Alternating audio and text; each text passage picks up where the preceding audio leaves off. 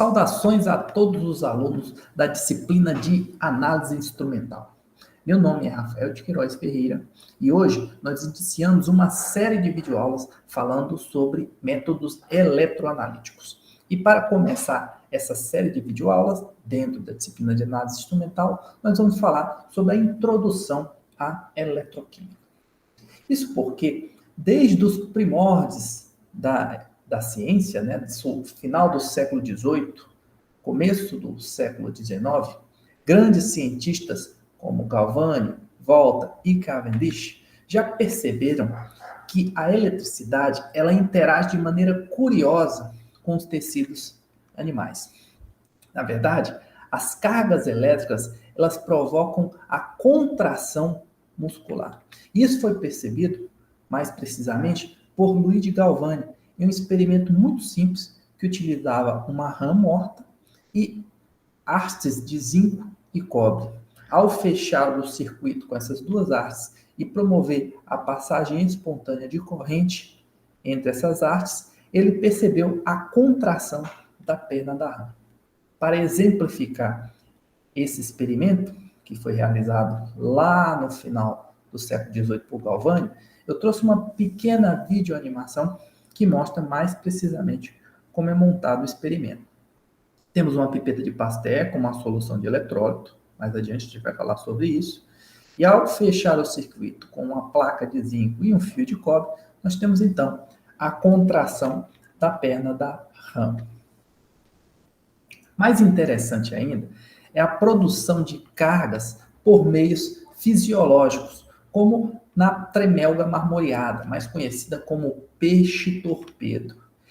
Esse peixe, ele possui mais de 50 bilhões de terminais nervosos que produzem acetilcolina. E essa acetilcolina, ela promove a movimentação dos íons sódios através da membrana do peixe-torpedo, promovendo a separação de cargas e gerando uma diferença de potencial que comumente é usada por esse animal para sua defesa.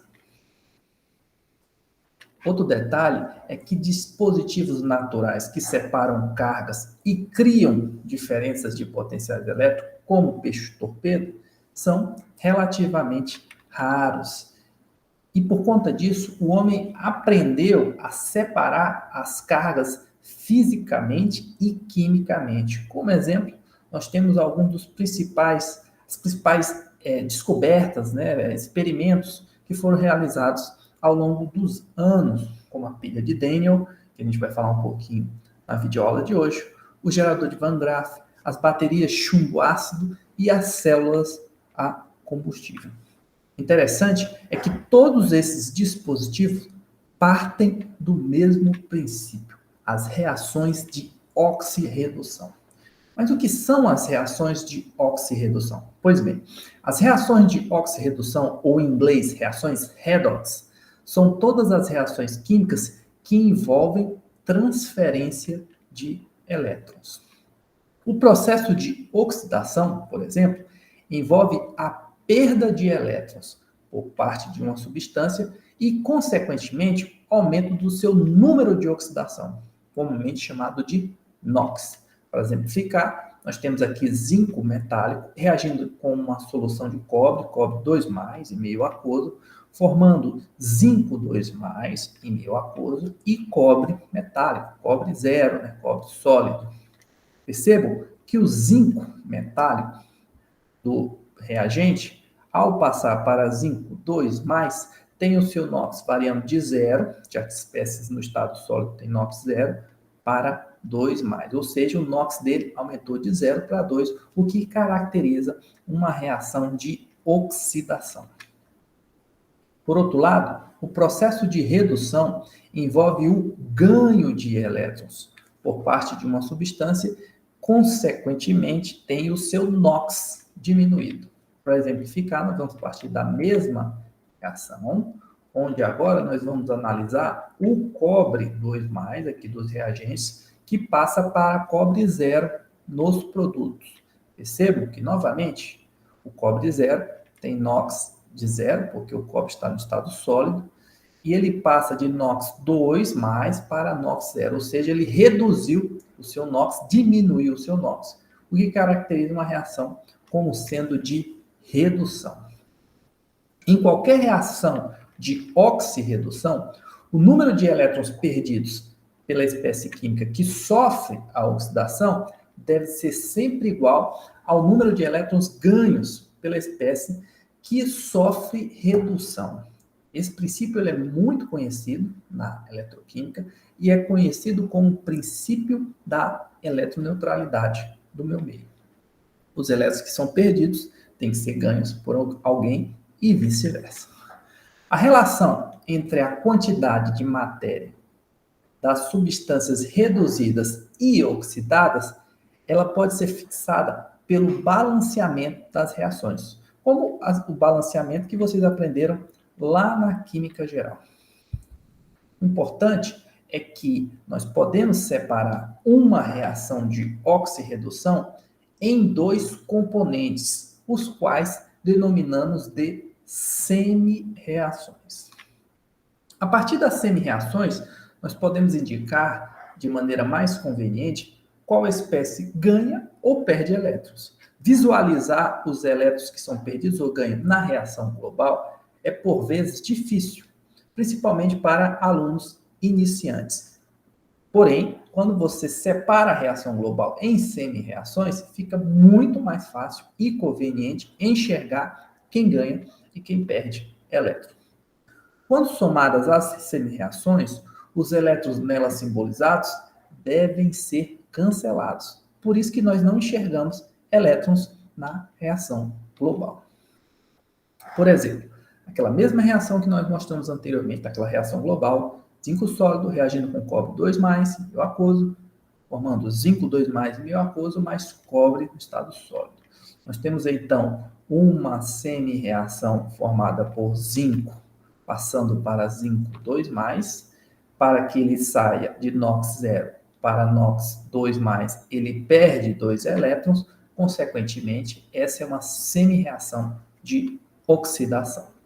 Por outro lado, nós temos também a semi-reação que envolve o cobre 2+, ganhando 2 elétrons para formar cobre 0. Como ele ganhou 2 elétrons, nós temos aqui uma semi-reação de redução. Acontece, pelo princípio da eletroneutralidade, que os elétrons perdidos são equivalentes aos elétrons ganhos pela semi-reação que completa o par de semi-reações da reação global. Logo, eu posso cancelar os elétrons perdidos da semi-reação de oxidação com os elétrons ganhos na semi-reação de redução. Consequentemente, na reação global, nós temos apenas a soma dos componentes dessa reação sem os elétrons que foram perdidos ou ganhos. As semi-reações, elas são convenientemente escritas na forma de redução. É uma convenção. Por isso, é comum vocês enxergarem ambas as semi-reações sendo escritas da mesma forma. Zinco 2+, ganhando 2 elétrons, passando para zinco 0, na forma de redução. E cobre 2+, também ganhando 2 elétrons, passando para cobre 0.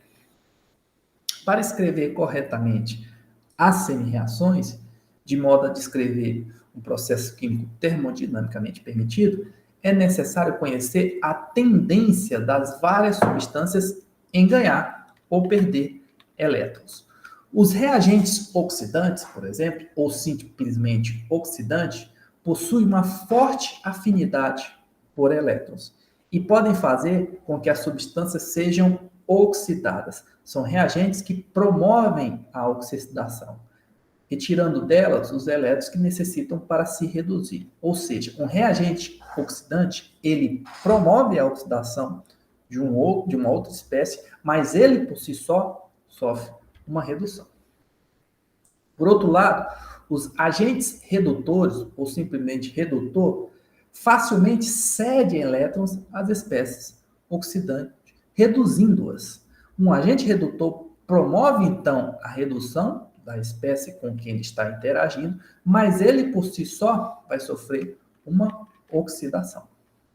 Por exemplo, o íon permanganato, ao reagir com ferro 2+, em meio ácido, forma o Mn2+, mais ferro 3+, mais 4 moléculas de água.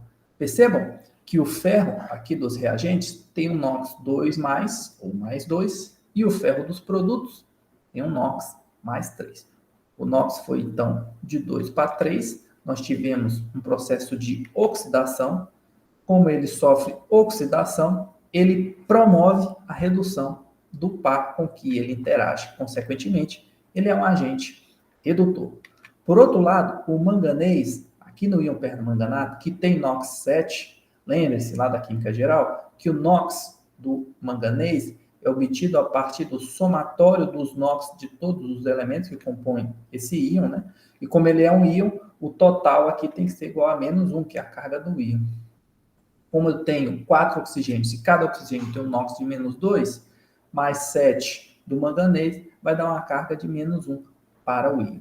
Então, o manganês tem um NOx mais 7 aqui no lado dos reagentes, e no lado dos produtos, ele vai ter um NOx de mais 2, ou seja, o NOx foi reduzido. Consequentemente, ele sofreu uma redução. Como ele sofre redução, ele promove a oxidação. Ele quem? O íon permanganato. Logo, o íon permanganato é um agente oxidante. Saber como balancear as reações de oxidação é essencial para a compreensão de todos os conceitos desse curso. Para praticar, nós vamos completar e balancear a seguinte reação descrita aqui abaixo, adicionando H+, OH-, ou H2O, conforme a necessidade. Para realizar o balanceamento de reações de oxirredução, empregaremos o chamado método das semi-reações, que consiste nas seguintes etapas. Primeiro, você deve escrever as duas semi-reações envolvidas, começando aqui para o íon permanganato, nós vamos escrever o íon permanganato meio aquoso, formando Mn2+. Para o íon NO2-, nós vamos escrever NO2- em meio aquoso, formando o NO3-, e assim nós descrevemos as duas semi-reações envolvidas na reação global descrita no slide anterior. Essa é a nossa primeira etapa. Em seguida, na etapa 2, nós vamos balancear as duas semi-reações envolvidas. Se as reações ocorrem em uma solução ácida, H+ e H2O podem ser adicionados aos reagentes ou aos produtos para balancear hidrogênio e oxigênio. Por exemplo, se eu tiver oxigênio em excesso na minha semi-reação, eu posso adicionar 2H+ do lado onde está presente um oxigênio em excesso, e no lado contrário eu vou ter uma molécula de água sendo gerada. Se eu tiver, por outro lado, na minha semi-reação, hidrogênio em excesso em um dos lados, basta adicionar o íon H+ no lado contrário. Se a reação ocorrer em solução básica, a equação ela pode ser completada usando OH- e H2O. Por exemplo, se eu tiver oxigênio em excesso, eu vou adicionar do lado onde eu tenho oxigênio de excesso da minha semi-reação, uma molécula de água para cada oxigênio em excesso. E do lado contrário, eu vou formar 2 OH-, ou vou gerar 2 OH-. Se eu tiver hidrogênio em excesso, na minha semi-reação em solução básica, eu adiciono então deste mesmo lado do hidrogênio em excesso um OH-, e do lado contrário eu vou gerar uma molécula de água. Adicionar elétrons do lado da semi-reação que convier para garantir a eletroneutralidade do meio é o passo seguinte que nós devemos realizar. Para as semi-reações de redução, nós temos que o íon permanganato forma o íon Mn2+. Podemos perceber que nós temos 4 oxigênios em excesso nessa semi-reação. Quando nós temos 4 oxigênios em excesso, eu devo adicionar 8H+ do mesmo lado da semi-reação onde eu tenho esse excesso de oxigênio e formar 4 moléculas de água do lado contrário, ou seja, nos produtos. Para cada oxigênio em excesso, eu adiciono 2H+, como a gente viu nos slides anteriores. Agora vamos verificar as cargas Nós percebemos que o íon permanganato tem uma carga de -1. Os 8 oxigênios têm uma carga de +8.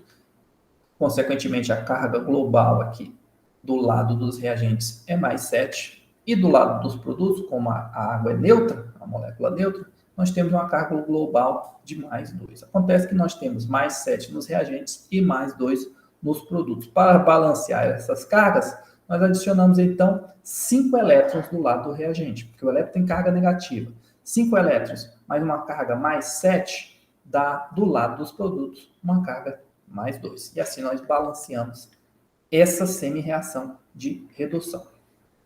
O passo seguinte é balancear a semi-reação de oxidação.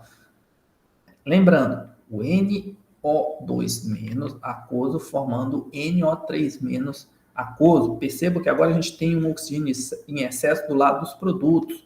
Logo, nós adicionamos 2H+, do lado dos produtos, e geramos uma molécula de água do lado dos reagentes. O NO2- tem uma carga de -1, a água é uma molécula neutra, não tem carga. E do lado dos produtos, o NO3- também tem uma carga de -1. Porém, o 2H+, tem uma carga de +2, -1 mais 2 dá +1. +1 não está coincidindo aqui com -1 dos reagentes, então nós temos que perder 2 elétrons, ou adicionar 2 elétrons do lado dos produtos, para que -2 mais 1 fique -1, eu tenho o mesmo número de carga de reagente nos reagentes e nos produtos, balanceando assim a minha semi-reação.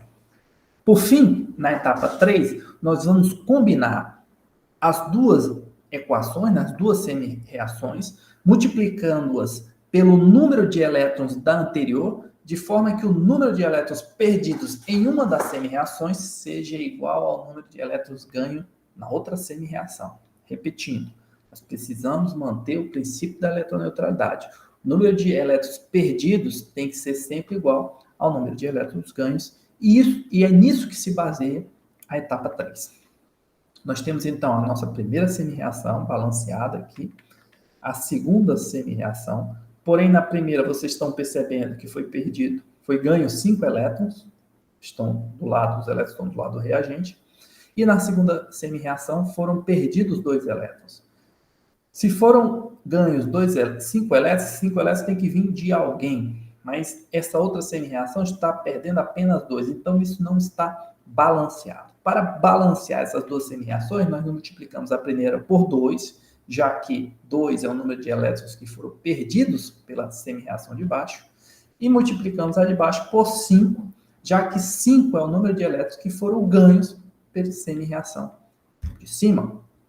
Fazendo então essa multiplicação, nós temos essas novas semi-reações, e agora percebam que eu tenho 10 elétrons sendo ganhos por uma das semi-reações e 10 elétrons sendo perdidos pela outra semi-reação, respeitando o princípio da eletroneutralidade. O que nós vamos fazer agora é cancelar espécies que estão em excesso. Por exemplo, posso cancelar 10H+, com 16H+, vão sobrar ainda 6H+.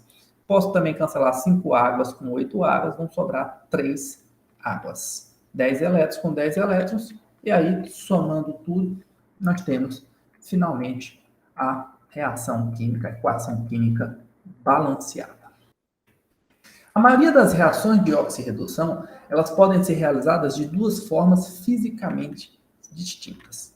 Número 1, reações com contato direto do oxidante com o redutor em ambiente adequado. E aí, como exemplo, nós temos a árvore de prata, que são fios de cobre imersos em solução de nitrato de prata. Percebam que ocorre uma deposição excessiva aqui sobre os fios de cobre. Mas o que exatamente está ocorrendo nessa animação? Nós temos a prata prata em solução, da solução de nitrato de prata, perdendo um elétron para formar prata zero, provavelmente o depósito que vocês estão visualizando sobre o fio de cobre. E o cobre zero, cobre sólido, que é o fio de cobre, passando para cobre 2+. Temos então a prata sendo reduzida, ela ganha um elétron, e o cobre sendo oxidado, perdendo 2 elétrons, Provavelmente por isso que a solução vai ganhando a tonalidade azul, porque a solução de cobre 2+, é azulada. Mas percebo que essa reação não está balanceada, porque eu tenho um elétron sendo ganho pela prata, mas 2 elétrons sendo perdidos pelo cobre. Consequentemente, eu vou multiplicar a de cima por 2 e a de baixo por 1. Ao fazer isso, eu posso então cancelar os elétrons envolvidos e eu tenho então a minha reação global, que explica então a funcionalidade, a função da árvore de prata. Percebam, 2Ag+, presentes aqui na minha solução de nitrato de prata inicialmente, reage com o cobre metálico, fio de cobre, formando um depósito de prata, 2Ag0, mais cobre 2+. Cobre é dissolvido em solução, sai de NOx 0 para NOx 2, por isso que a solução fica azulada. E se a gente observa numa ampliação, fica nítido que ocorre o depósito da prata sobre a superfície do cobre, semelhante a galhos de árvore, por isso que o experimento recebe o nome de árvore de prata. A gente pode ter também reação sem contato direto, empregando uma célula eletroquímica de 2 compartimentos. Nós vamos aqui representar a mesma reação apresentada lá na árvore de prata, só que com uma célula de 2 compartimentos, ou seja, prata mais ganha um elétron passando para prata 0, cobre 0, perde 2 elétrons, passa para cobre 2+, multiplicando por 2 em cima, 2 elétrons são ganhos pela prata, 2 elétrons são perdidos pelo cobre. Temos então a nossa reação global semelhante à anterior. Percebam que agora nós temos os elétrons sendo transferidos externamente através dos fios que unem os eletrodos de cobre e de prata. Percebam também que a gente tem aqui a chamada ponte salina, que tem como objetivo prevenir a mistura dos reagentes, mas mantendo o contato elétrico entre as duas metades da célula. Mais adiante, nós vamos explicar mais em detalhe o funcionamento dessa ponte salina quando formos falar da pilha de Daniell. Outro ponto importante quando nós falamos sobre células eletroquímicas é falar do potencial de circuito aberto.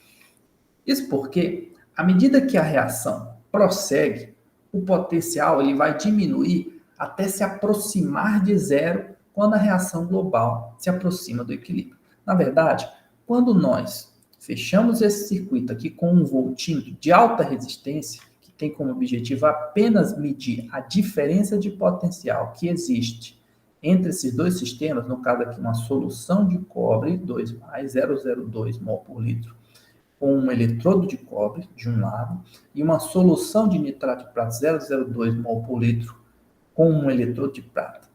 Fechando esse circuito com um multímetro de alta resistência, ou seja, que não permite a passagem de elétrons, nós podemos medir a DDP, a diferença de potencial, ou mais precisamente a voltagem que existe entre esses dois sistemas. A energia potencial que existe entre esses dois sistemas, e ela é de 0,412 volts, como vocês podem perceber aqui em cima, uma elevada energia potencial máxima. No entanto, se nós trocarmos aqui o dispositivo, trabalhar com voltímetro de baixa resistência, os elétrons vão fluir de um lado da reação para o outro, diminuindo esse potencial até chegar a um potencial de zero, né, ou próximo a zero, onde nós temos a corrente praticamente igual a zero. O potencial de circuito aberto é o potencial que nós temos lá no início, aquele potencial medido no meu sistema antes que tenha a reação tendendo para antes que se inicie a reação tendendo para o equilíbrio.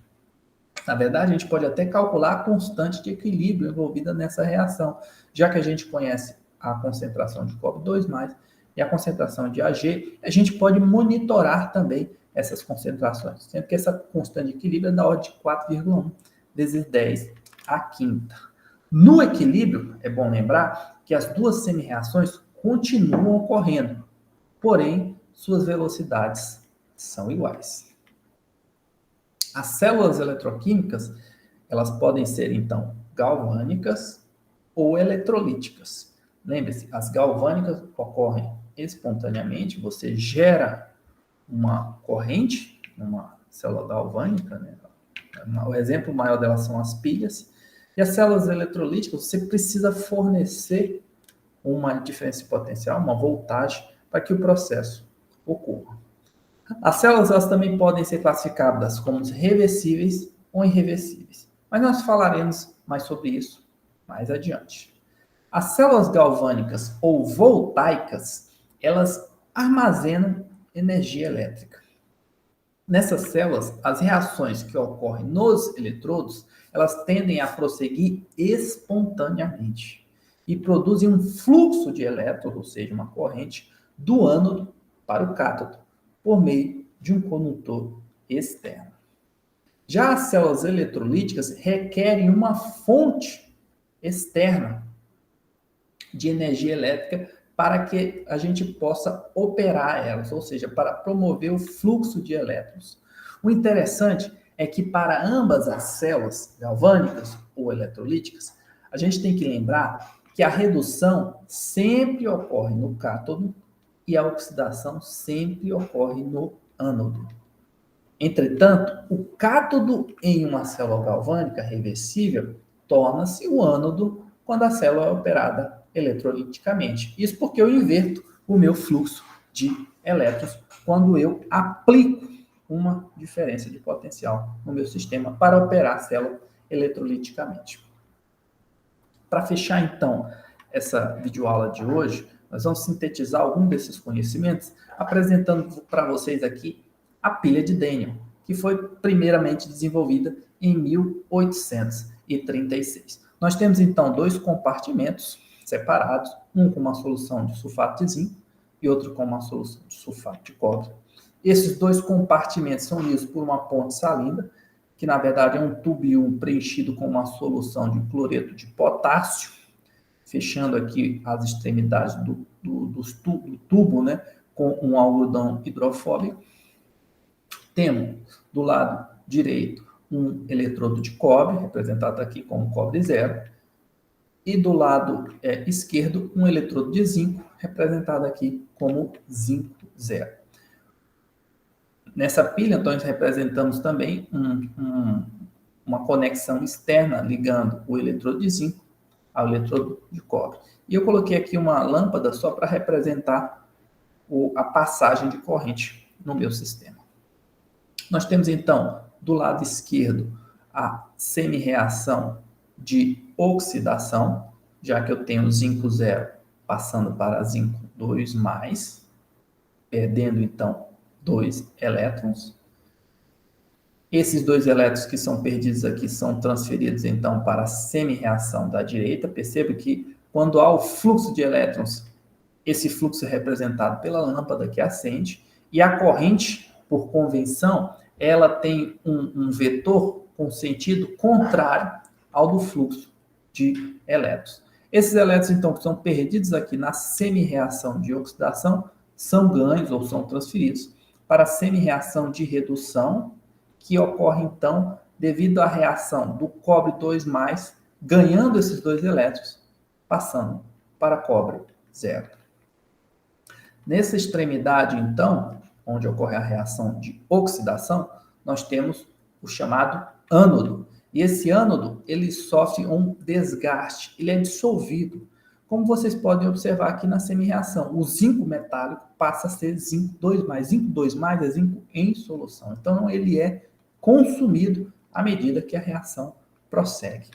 Por outro lado, nós temos aqui na semi-reação de redução o chamado cátodo, que é caracterizado pela formação de depósitos sobre a sua superfície. Depósito de quê? Do cobre, que está em solução, vejam, solução azulada, passando para cobre zero. Ele é depositado, eletrodepositado sobre a superfície do eletrodo.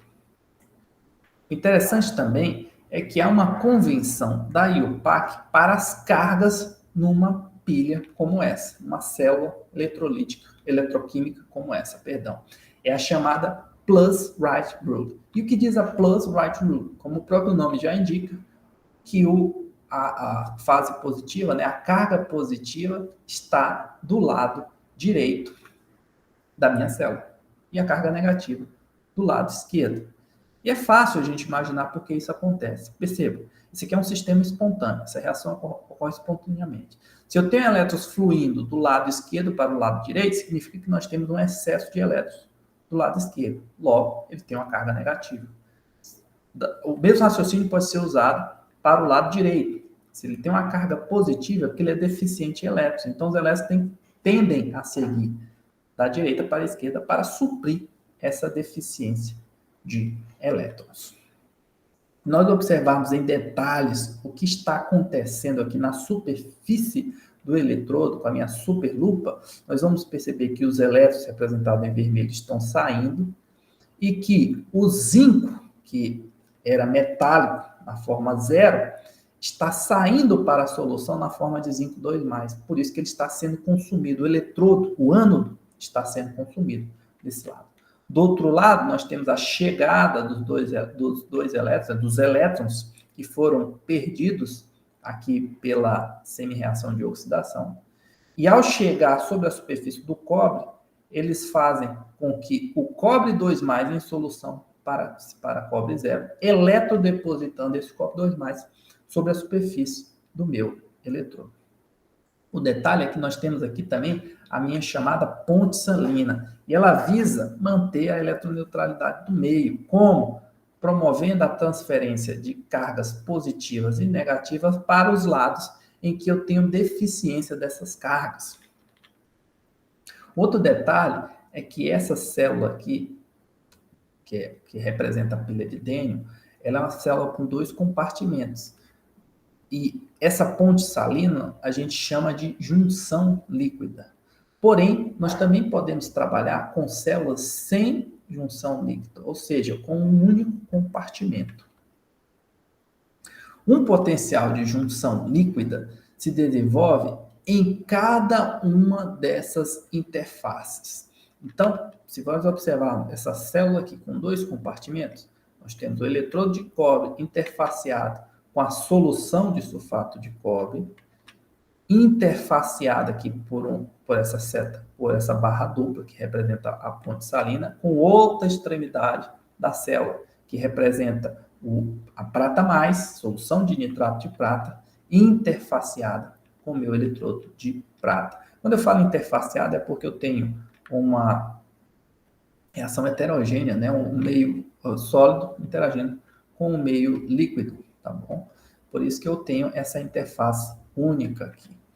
Ou seja, esse potencial de junção líquida, na verdade, que é representado aqui por essa barra única, representa o limite entre as fases ou interfaces no qual o potencial se desenvolve. Já essa barra dupla aqui, ela representa 2 limites, porque eu tenho um limite em cada extremidade da minha ponte salina. Nós também podemos representar essa célula eletroquímica de outra forma, da seguinte forma: cobre interfaceado com sulfato de cobre, representando aqui a concentração da solução, barra dupla, representando a ponte salina, nitrato de prata interfaceado com prata 0. Percebam também que, se observarmos o potencial elétrico em função da cadência da minha reação, nós vamos perceber que há degraus de potencial entre as minhas interfaces e que eu tenho o fluxo de elétrons seguindo da esquerda para a direita no meu circuito. Então, nós temos aqui as fronteiras, que são as representações dessas interfaces ou potenciais de junção líquida, e aqui, mais precisamente, a gente tem a representação da minha ponte salina. O potencial de junção resulta de diferenças nas velocidades com as quais os íons presentes nos compartimentos das células e na ponte salina migram através das interfaces. Ele pode alcançar valores tão elevados quanto alguns centésimos de volts, como ser pequeno e desprezível se o eletrólito da ponte salina tiver um ânion e um cátion que migrem aproximadamente na mesma velocidade, ou seja, tiver espécies que têm a mesma mobilidade. Por conta disso é que comumente te usa como solução na ponte salina uma solução de KCl saturado, pois ele é um eletrólito muito empregado justamente porque ele gera potenciais de junção de alguns milivolts ou até menos, sendo desprezível. Isso porque a mobilidade dos íons potássio mais e cloreto menos são muito semelhantes. Bem, pessoal, para a próxima aula, nós continuaremos com a introdução à eletroquímica, indo aí para a parte 2, onde falaremos sobre potenciais de eletrodo, potenciais de semicélula, potencial padrão de eletrodo. Vamos também destacar a equação de Nernst, falar um pouquinho sobre as limitações ao uso dos potenciais padrão de eletrodo e finalizar falando sobre potenciais formais. Nós temos também aqui uma atividade assíncrona para que vocês realizem, que deve ser postada impreterivelmente até as 23 horas e 55 minutos do dia 8 de fevereiro. Desejo então a todos uma ótima semana e nos vemos na próxima videoaula. Fiquem com Deus.